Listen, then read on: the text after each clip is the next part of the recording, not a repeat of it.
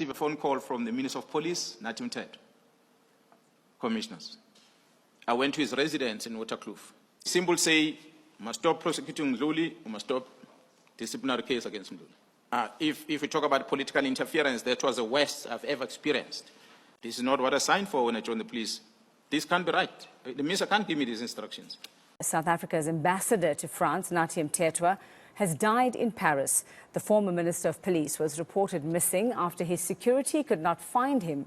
We will still get to know the full truth about what happened, even though we won't be able to hear his own testimony defending himself.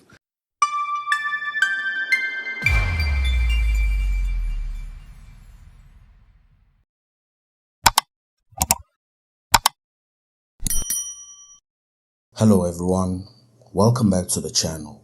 South Africa has been rocked by shocking news.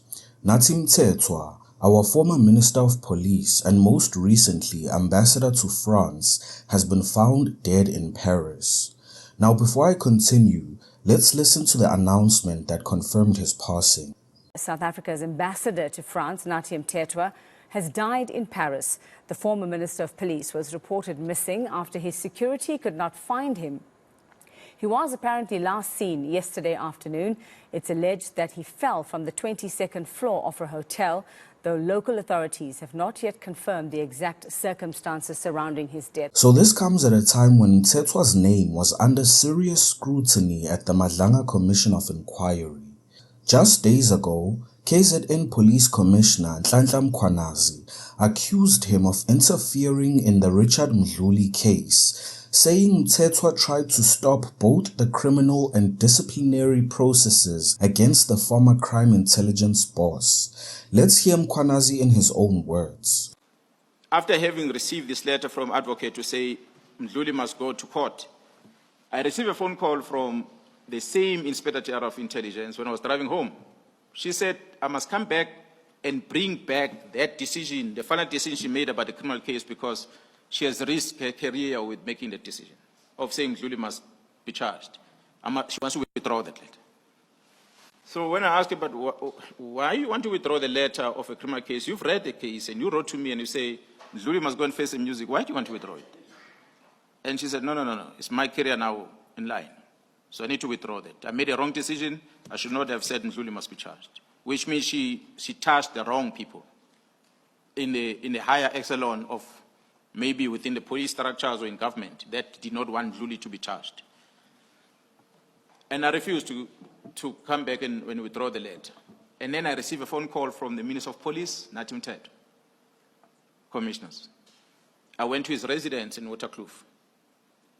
And when I arrived there, the Inspector General is sitting on one side of the table, Mr. Mthethwa is sitting on the other side of the table. The minister says to me that I forced the Inspector General of Intelligence to write the letter that says, Mkhwebi is wrong, this matter must go to court. She said, I forced her. Then I told her, I said, no, Minister, Advocate Khateb is an old woman. She's an advocate. How can I point a gun at her and force her to write a letter? Besides, when this letter was written in her office, and she actually is not the author of the letter.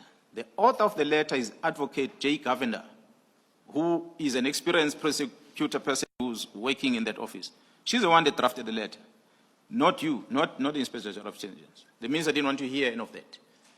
A symbol say, we must stop prosecuting Mdluli, we must stop disciplinary case against Mdluli.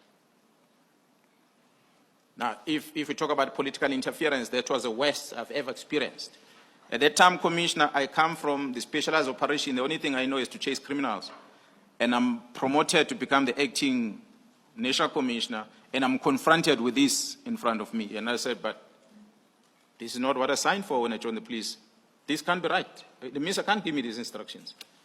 Then I said to the minister, maybe you brought me into this position and you thought you were going to use me as a pawn because perhaps of my age or whatever, but you are wrong. I'm not going to do that. If you want me to stop charging Mdluli, you must put it in black and white. And then the minister said, no, Inspector General must give something in writing to the National Commission to stop this investigation. Inspector General said, no, come with me to my office so I can give you a letter. In the light of Mr. Mkhwebi's final decision, was there an ongoing investigation? It stopped there, Commissioner. I'm told that case started again afresh. So I don't know what the status of it. I don't know who's handling it, but I've heard that it has started again. But that time, that's where it died. I'm asking in the light of you saying the minister said stop the investigation. Well, it stopped because the case could not be enrolled in court because the second letter of Mkhwebi that says stop. And after that, Advocate Brenbach left NPA and became a parliamentarian. Maybe she will come here and tell you what happened because she's the one who was handling that docket.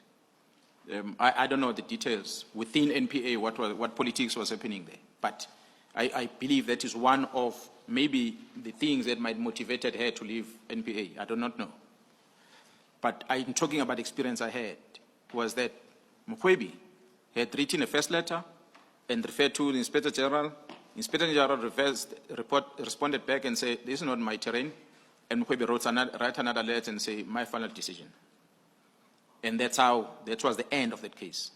But coming back now to the stopping of a disciplinary part, because although they are saying this in court, but disciplinary is within my control, I'm not going to stop it, not unless they write to me and say I must stop. Now we need to ask the hard questions. Could Nathi Mthethwa's death be connected to those explosive claims made at the Madlanga Commission? He was found dead in Paris after falling from a hotel room on the 22nd floor. His wife had received a distressing message from him the night before. Investigators in France also noted that the hotel window had a safety mechanism that appeared to be tampered with. So let's break down the theories. The first theory is suicide. The suicide theory is supported by the message to his wife, reports of a note, and the fact that police say they found no signs of a struggle. And if you think about it, the stress of being accused in public, the pressure of being put on a witness list, the shame, the fear of exposure, those are all heavy burdens for anyone. But a note and a message are not the end of the story. They must be verified, tested, and proven to be authentic. The second theory is assassination or foul play. Now here's why some people say this could be much more sinister than we think. The timing. Just as Mkhwanazi named him, just as it was revealed he was on the witness list for Parliament's ad hoc committee, suddenly he's gone. That timing raises eyebrows. Add the tampered safety window and you get even more suspicion. So the question is, who would benefit in Nathi Mthethwa's death? Firstly, people directly implicated in his time as minister. Secondly, networks that rely on secrecy in crime intelligence or politics. And thirdly, anyone who feared exposure from what he might reveal under oath. That doesn't prove it, but it's a valid question. Now the third theory is that this was an accident or it was staged.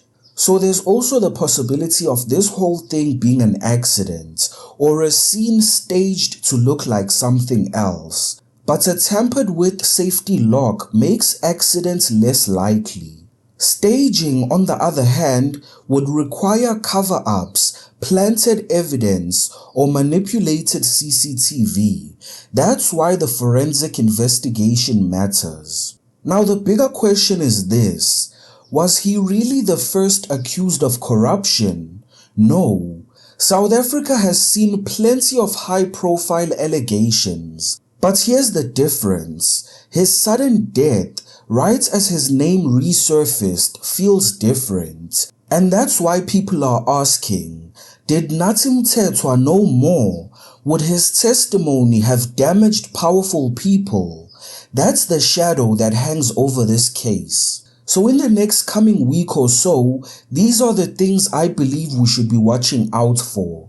We need the autopsy and toxicology reports, forensic findings on the windows, CCTV footage of who came and went, phone records and timelines, verification of the supposed suicide note. We also need statements from the hotel staff.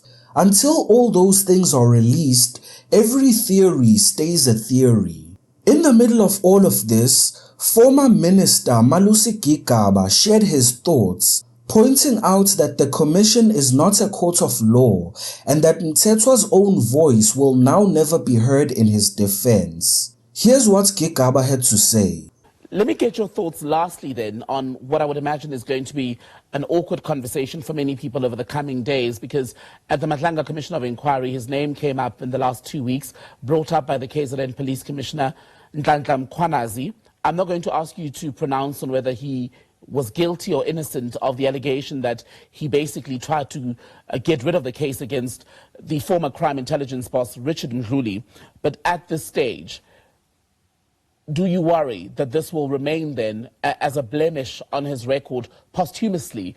Because unfortunately, he's not going to be here to defend himself. We do hope that regardless of his passing on, we will still get to know the full truth about what happened, even though we won't be able to hear his own testimony defending himself. Obviously, in every commission, the commissions are not courts of law. Any allegations still has to be tested, and his side of the story will unfortunately be missing through his own voice. But we hope that the truth will come out, which will exonerate him. So here's where we are. A senior political figure accused of interference, a sudden and suspicious death abroad, and a nation left wondering whether the full truth will ever come out. As Gigaba himself said, the truth must still be tested, even though Mthethwa's own side will forever remain missing. The commission will go on. The questions will remain, but one thing is certain, Nathi Mthethwa's story will not end here, and the battle over his legacy is only just beginning.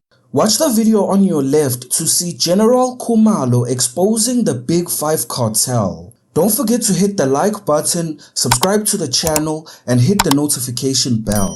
Until next time.